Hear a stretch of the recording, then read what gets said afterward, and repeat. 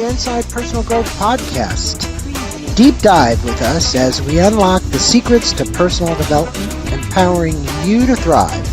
Here, growth isn't just a goal, it's a journey. Tune in, transform, and take your life to the next level by listening to just one of our podcasts. Well, welcome back to Inside Personal Growth. This is Greg Voisen on the right-hand side of the screen. On the left hand is Laurie Seymour, the BACA Institute. Laurie, good day to you. Good day to you too, Greg. I'm very, very much looking forward to our conversation today. Well, I want you to hold up a copy of your brand new book so that all of my listeners can see that. Unconditional Remembrance, Your Connection to Source. And Laurie also is the founder of the BACA Institute. I'm going to tell them a little bit about you. She is the author of this book, and she's an international speaker, a spiritual innovator, and the host of Wisdom Talk Radio. Click the link before. We'll have a link below in our show notes. She's also the founder of the BACA Institute. Click below in our show notes, and you'll see where she helps leaders, innovators, and visionaries access what she calls quantum connection, the creative intelligence that flows directly from source, which is what we're going to be speaking about today.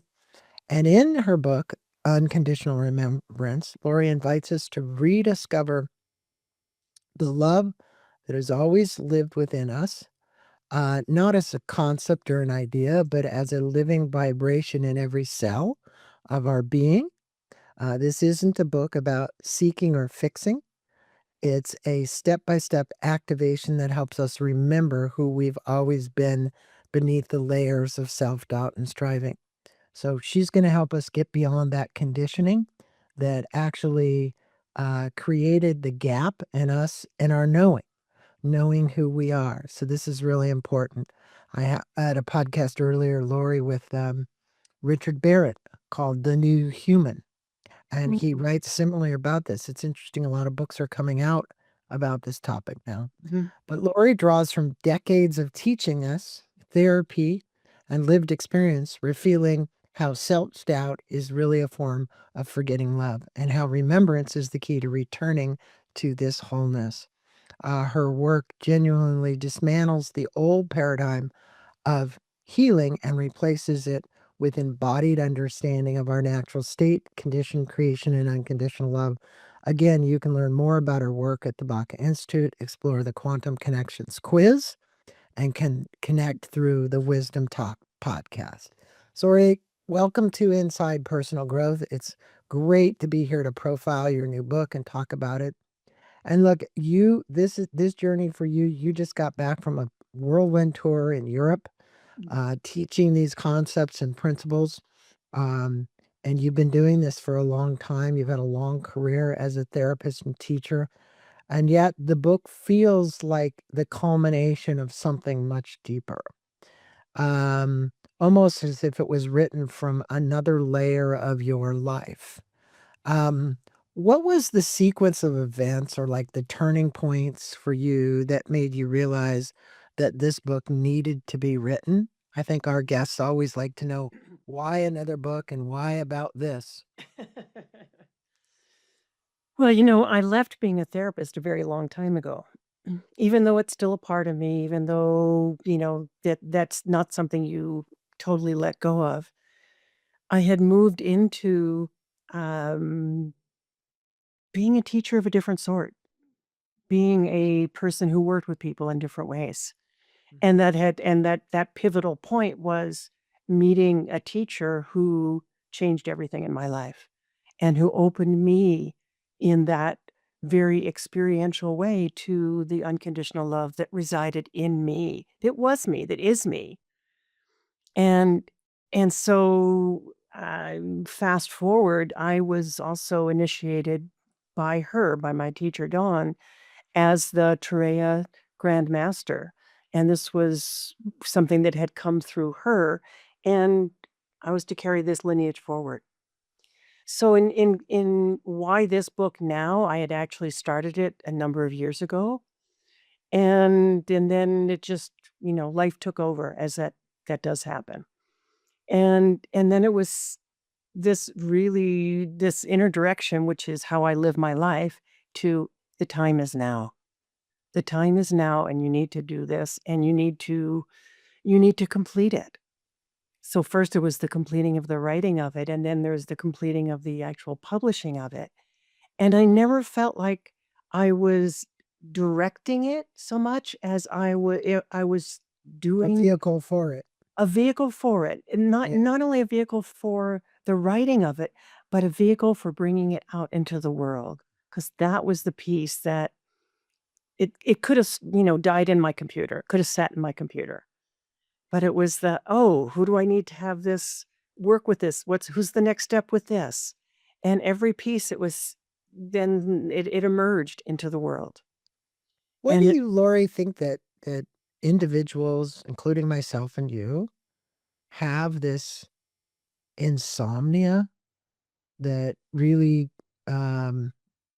that is, and maybe insomnia isn't the right word. We have this complete we forget. we And forget. so when Uh, you say, in other words, it's like we get on the hamster wheel of life mhm. and we forget what's really important and we put it aside for what we believe, what we've been conditioned to believe is more important. And I think this is a very basic question, but it's a fundamental question that all of us would like to hear your response to Mm. because you were there as well. I mean, you had times in your life where it wasn't always about making connection with the spiritual. You were running businesses and doing I things. know. And so you remember those long nights in front of the computer or talking with clients or doing the things you were doing. I've always had some aspect of knowing, of inner knowing, but my life was such that, oh, no, it was about struggle. It was certainly forgetting that experience of being loved. I think we come in with that. We come into this, each lifetime with that remembrance. And then life just seems to do its magic and set us up to forget so that we go through whatever the process is we need to go through to remember. And for everybody, that's different. And it sounds that maybe makes it sound simplistic, but it's the fundamental journey that we're on as human beings because we're here in physical body, so we don't remember spirit so much. And even the people that are still feeling so tuned in, I think there's still an aspect of that forgetting, of that amnesia.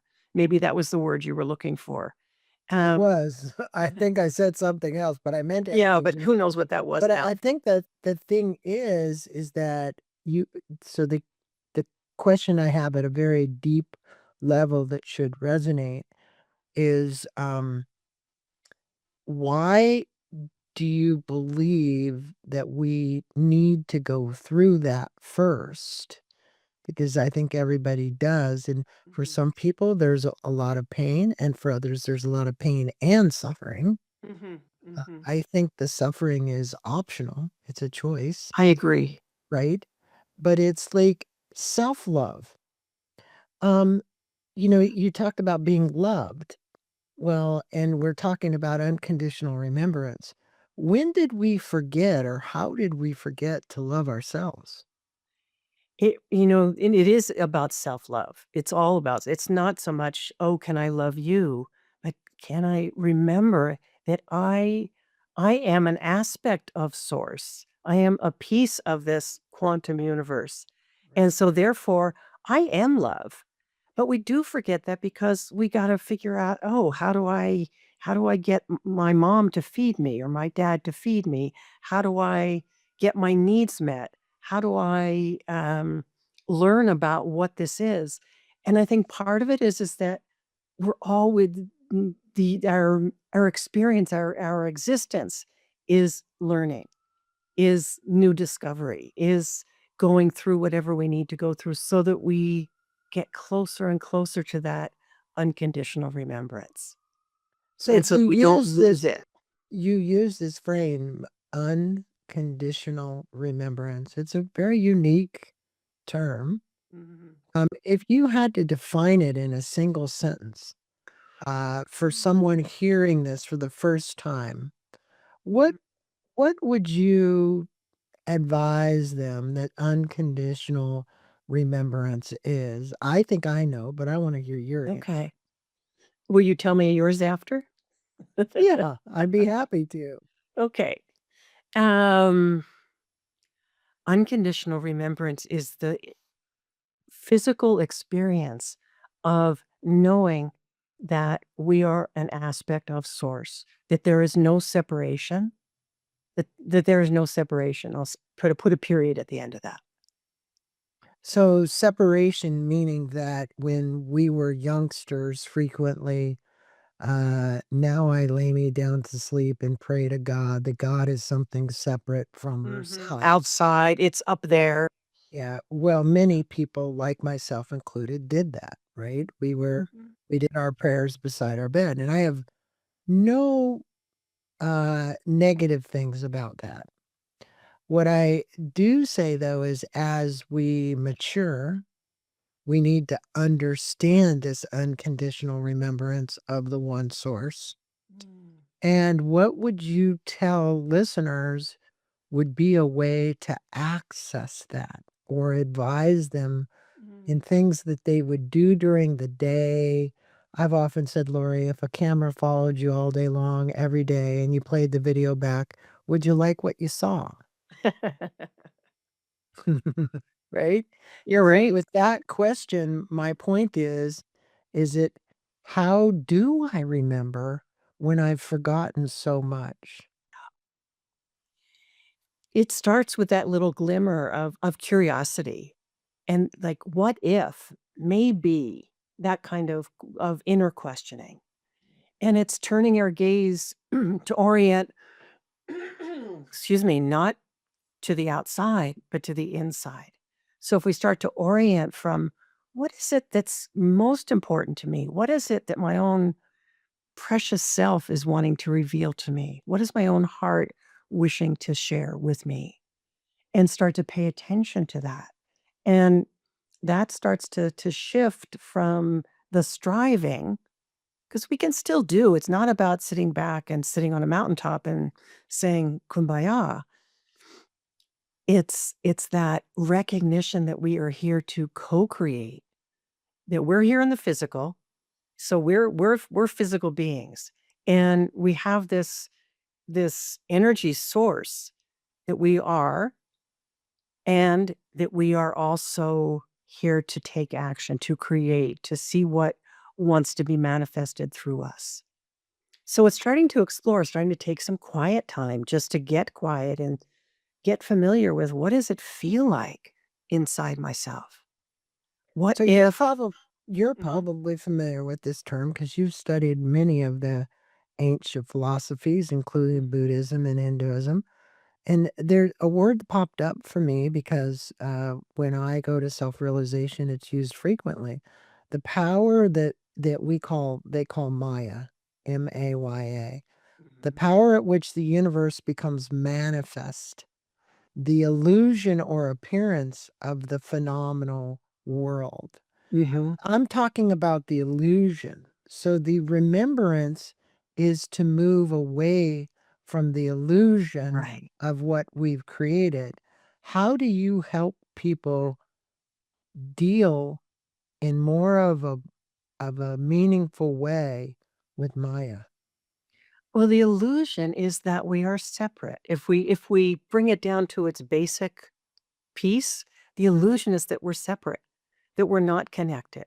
So when I mentioned being, I don't know if I mentioned it, maybe it was an earlier interview about being initiated as a Turea Grand Master. What the Turea does, what the Turea work does, whether it's in meditation or in touch, is about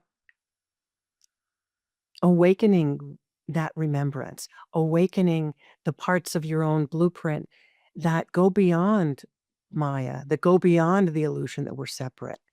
Because as soon as we have an experience, and it can happen in a moment, in a flash, Mhm. and then we have to keep remembering. Once we have that within ourselves, once we've experienced that sense of, I am love, I am connected, I am that aspect of source who is here in the physical, then everything opens up because that's where inner guidance begins. Mhm. Because we are part of that infinite quantum field, that we get to query that. We get to lay out what it is that we want to manifest, but not And through our ego. That's not the part of us that can ever get us there. well, that's where you draw a sharp distinction between self, small Mm. s, Mhm. and self, large S. Mhm. Why is living life from the egoic self alone so costly, spiritually Mm. and psychologically? Because it's those 2 that separate. The Exactly. self, the small s, and the Mhm. large S, right? Which understands we're one. Yeah. And we don't have to get rid of the ego. That's not what this is about, because the ego serves us. The personality is just fine. It's how we move about in the world. Mhm. It's the remembering that that is not who we are, or at least it's not the whole picture. And when you start to realize how big the picture is, then you see, oh, well, the intellect, the mind cannot operate in those other dimensions. It doesn't know how to. It only knows how to do what it knows how to do. And that's Mhm. limited. And for those people who want to go beyond those kinds of limitations, self-imposed, small s, self-imposed, that's where the desire comes in first to say, I want to start to explore. I want to look beyond. I want something more than what I already know.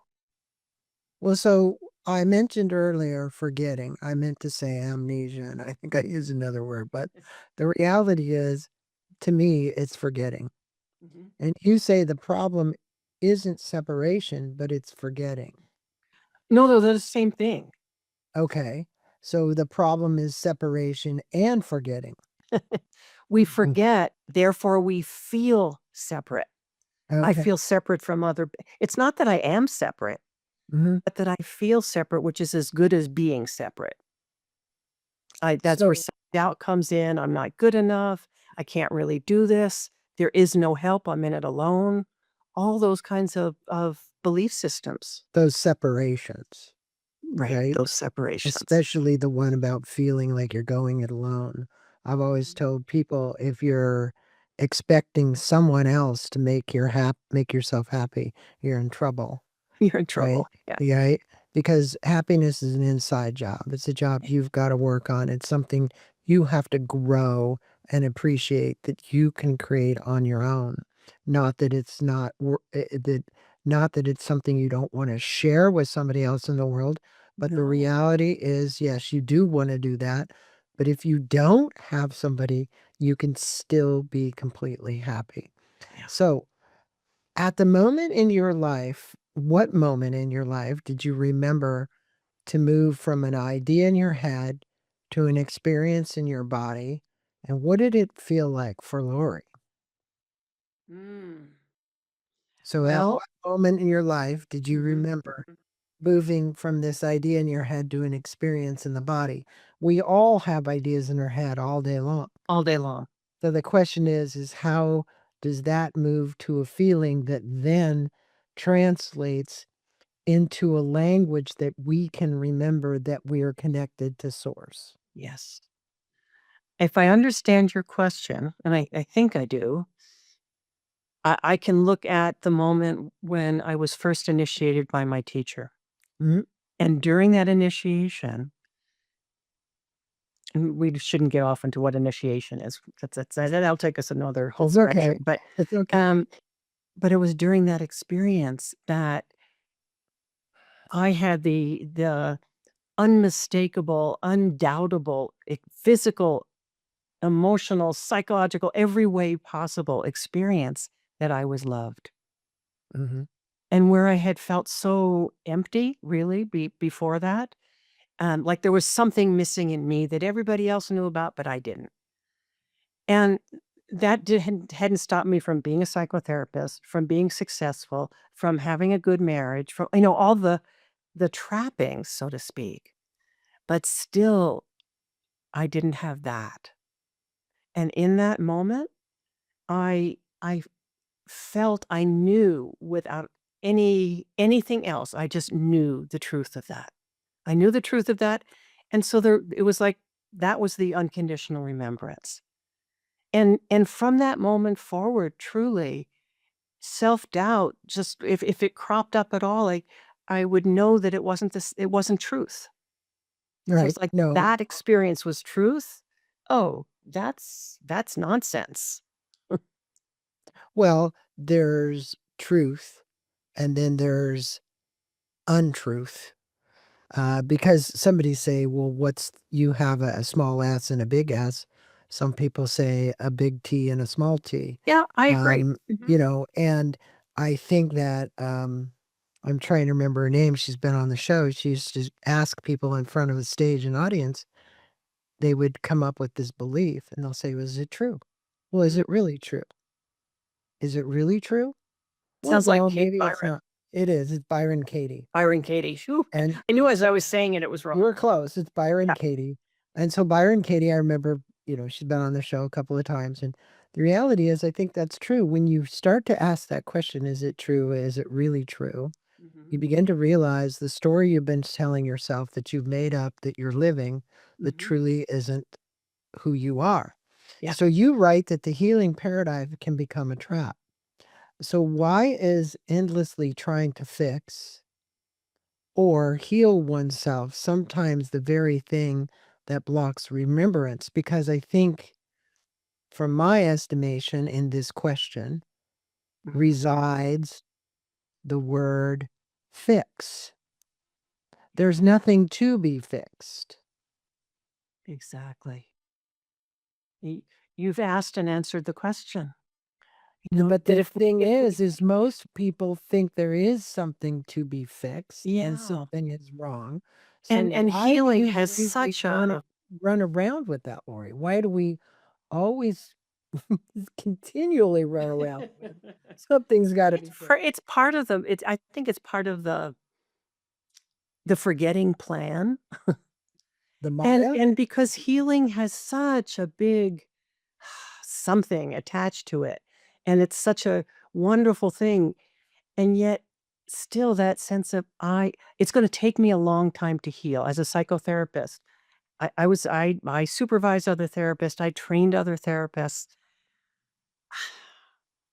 That was something we'd say, "Yeah, this is gonna take a long time."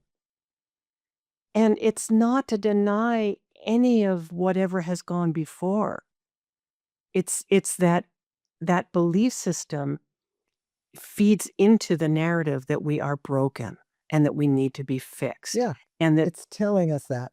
yeah, and so I if we are of presence, if we are of source, if we are an aspect of this infinite, quantum field, what do we do to fix that? We Mhm. don't. We don't need to. We do need to remember. We do need to go into and have awakened within us those aspects of us that really are like another dimension that are operating. Well, speak about the duality in which we work. I mean, you say you described doubt as a gift. I would say discernment even is a gift. Doubt, discernment, and it can become a trap. Why? And I'm saying this doubt. I'm sorry. This doubt is a function on the path. It is a part of the path, but it is an obstacle to remove, or a teacher to integrate it. So let's ask the question. You described it as a gift. I get it. It is a gift. How does doubt function on our path, individual path? Mhm. Uh, and a way for it to remove or be the teacher that helps us integrate what we need to learn. There's something about the way in which when we experience love, even if we just experience it for a brief moment, we get to Mhm. have contrast. It allows us contrast. It allows us to feel the contrast between capital T truth, that truth of unconditional love, and, "Oh, no, well, it's probably not true," or "It's not for me," or, we can come up with hundreds of ways of saying the same thing, of having that doubt creep in. But when we start to have discernment, to know the feeling of what truth feels like in the body, and the heart, it's one of the things about the function of the heart is the heart has the discernment. So the heart can show us what is true and what is not true. And so Mhm. self-doubt can point us on the path of curiosity too. It can point us on the way to want to explore. But self-doubt can also keep us in the loop that we create over and over and over again of staying within those same kinds of, Patterns. questioning patterns. Yes. Yeah, yeah, yeah. So look, um, you many people out there, whatever, that are listening, they might chase bliss or a spiritual goal. Mhm. And you caution against this. What is the danger of mistakenly bliss for awakening? Because, hey, Mm, look, I mean, it's all about awakening. That's the first thing, and awareness that has to occur.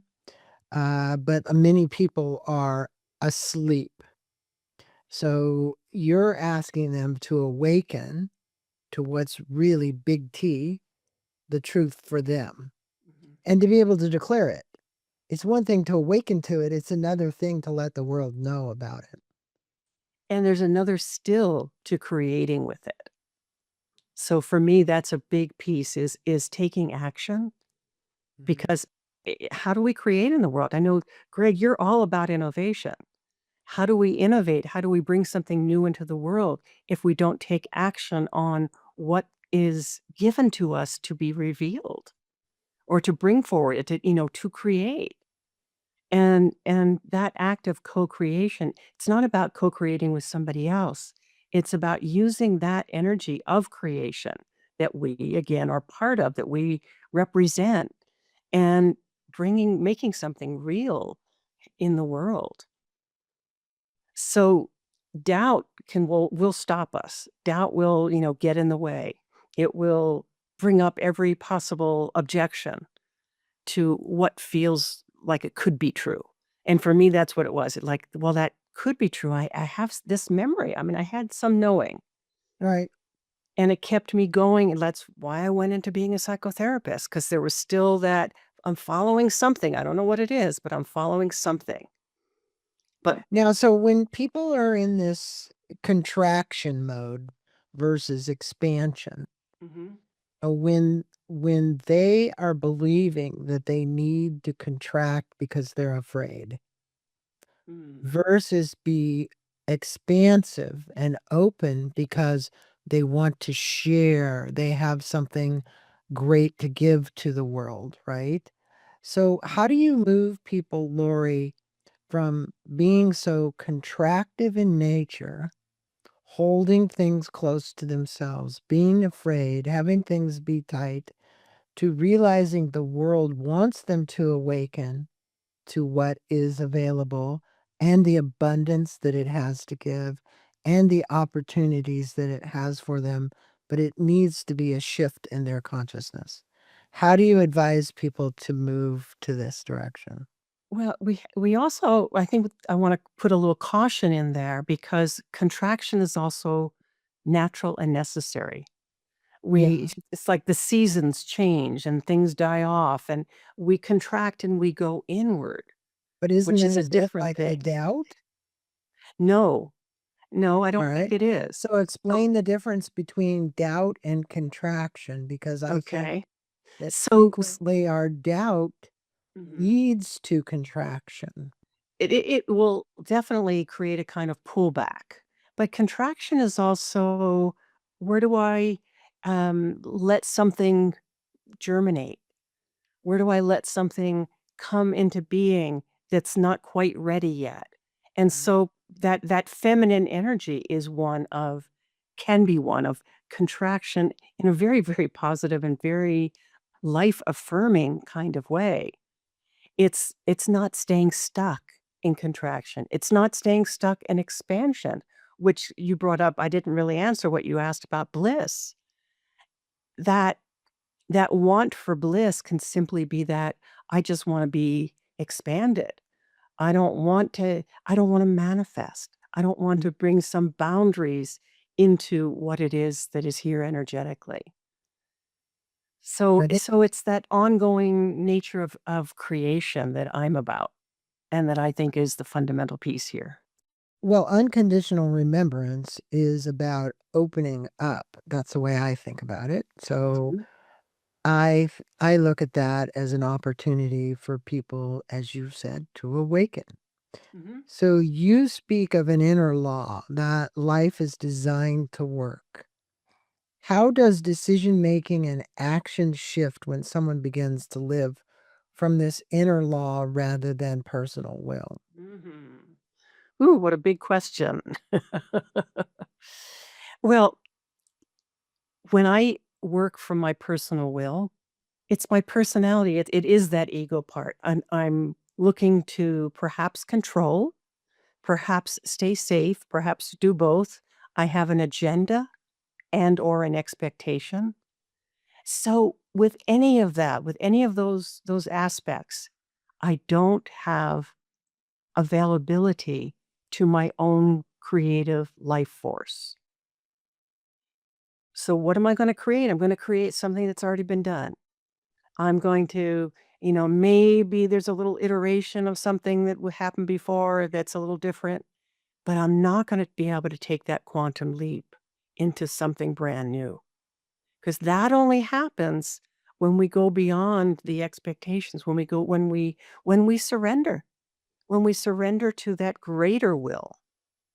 It's not personal will, to that inner law, to that that wants to that is so available, that is so present and in such support.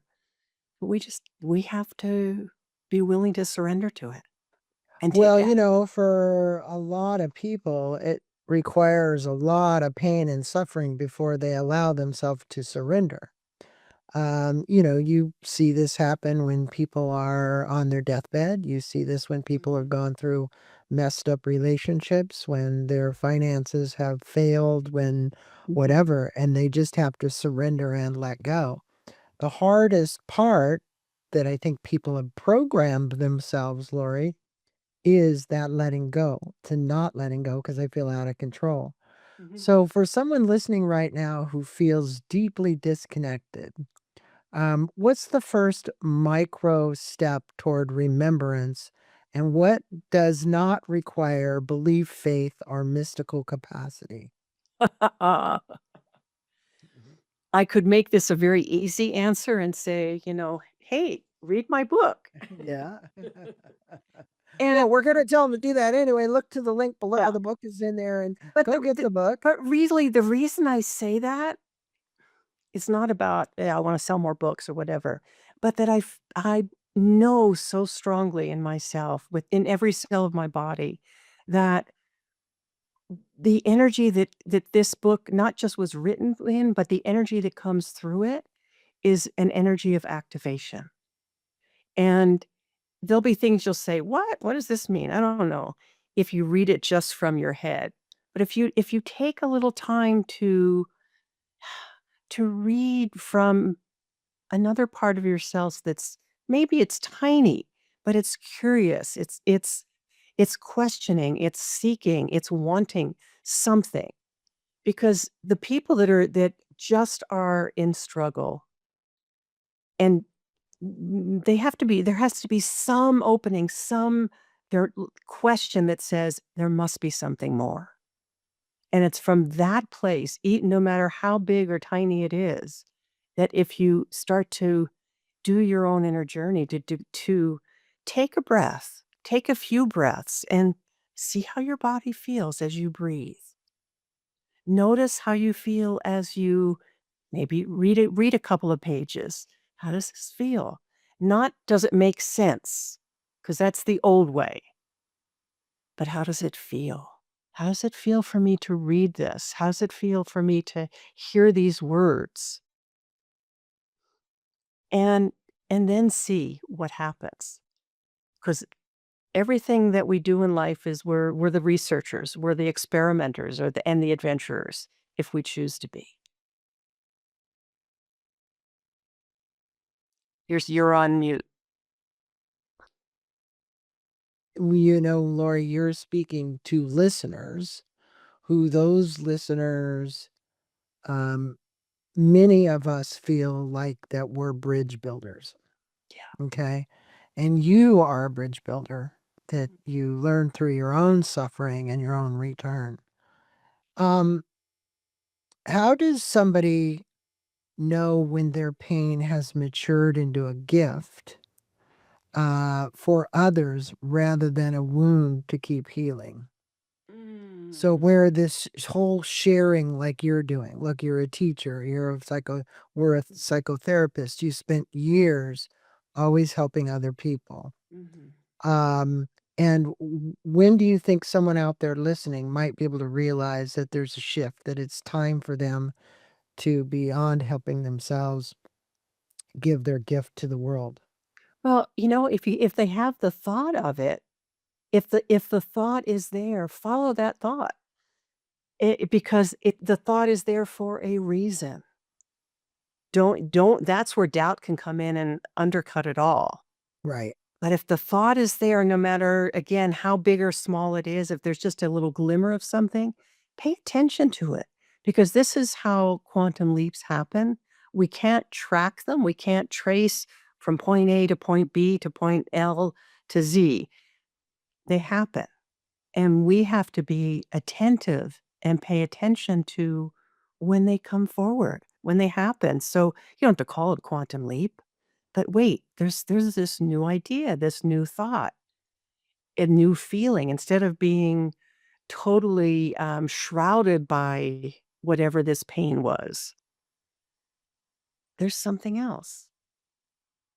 And that's when you start to say, "Well, maybe there's something here for me. Maybe there's something to share." Because for me, it wasn't just about, like, working through pain. It was knowing that I had forgotten what was true. And if I've forgotten, then, what happens when we all collectively start to remember? You know, as you're reflecting on this, I remember an interview with Thomas More, wrote all kinds of books on the soul. And he was talking about a trip to Seattle to do a book signing, and nobody came to the book signing. And he was very disappointed. And the book manager said, "Hey, look, you might as well go back to your apartment or go back to your hotel." And he traveled all this way and he was walking the streets reflecting on emptiness Mm, and reflecting what lessons we learn because we're always trying to fill a void. yes. We're constantly trying to put something in place when something goes away Mhm. or is removed. What advice would you give for people to be able to stay in emptiness, reflect on emptiness, and understand the purpose of it? This is a great question, and the understanding comes later. That's the first thing I would say is don't try and understand it because we often try and fill the void with understanding. Mhm. We say we feel something in the body, like some unsettledness, and we say, "Oh, I must be coming down with something." Mhm. Or, "Oh, it's because I had this fight before." You try and make sense of it. So if you stop making trying to make sense of something and just stay with that sense of, "I don't know what's happening." So for me, and it's been true for many years now, sometimes I'll have this feeling of, I just wanna cry. There's no content, there's nothing sad, I'm not upset about something, and it took me a while, but I now know it and know it intimately. That's the void. It's the void because something has ended, something has completed, I've finished something, Mhm. uh, or I've moved through something, and I don't know who I am now. Mhm. And to allow that not knowing to be okay. Not only to be okay, but to recognize it is that that's the beginning of what's opening, what's unfolding, or what's going to unfold. But creativity, this creativity cycle is one of you have to have the void. And Right, nature abhors a vacuum. So, you keep wanting to fill it. Let's not fill it. Let's let it be to keep breathing. And every time you try and explain it to yourself, know that, oops, oh, I'm trying to fill it again. And let me just let it be. Even if you have to do that, every breath for the next, 2 days, it's not gonna last forever because suddenly you're gonna say, "Oh, there's some movement here. right, There's something else mm, unfolding. There's something that I'm getting an idea about something." right. Well, that is the space where you frequently, if you stay in it, Uh-huh. you then are awakened to the pleasure of it, Yes. versus the denial of it to fill the void with something that it's not supposed to be filled with because Right. you created it, you made it up, Mhm. you put it in Mhm. there. So to wrap this interview up, if you were to operate, if the world were to operate from unconditional remembrance, what would disappear first, and what would begin to emerge in its place? So unconditional remembrance to me is unconditional love, is knowing that there is no separation. So everything that I see on the news right now is all about separation. It's Mhm. all about us and them. And even, in my travels in this last month, I saw it in ways that surprised me. But with that remembrance that we are all part of this, that something I do here affects somebody on the other side of the world. Oh, then what starts to happen is this feeling of connection and this Mhm. remembrance of God is here and God is there.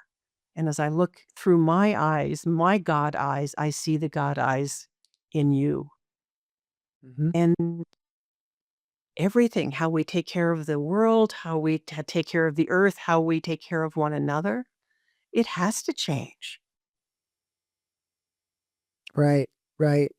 Well, I think that your book gives people an opening so that when they either reach the void or if they're in the void, it allows them to stay in it for the universe to actually, the source, to provide them with the, how do you want to call it, the information and guidance they need versus their own ego doing that or their own wiring their pathways in their neural pathways in their head, because it's a heart thing. It's moving from the head to the heart, and that's what your unconditional remembrance is really to move into that heart-centered space. And I just want to thank you for putting out a book like this in a time like this to a world that needs this so that they connect to source, um, and or reconnect, maybe something they forgot. Okay. Mhm. Um, but it is a wonderful book for all of my listeners. Click the link below.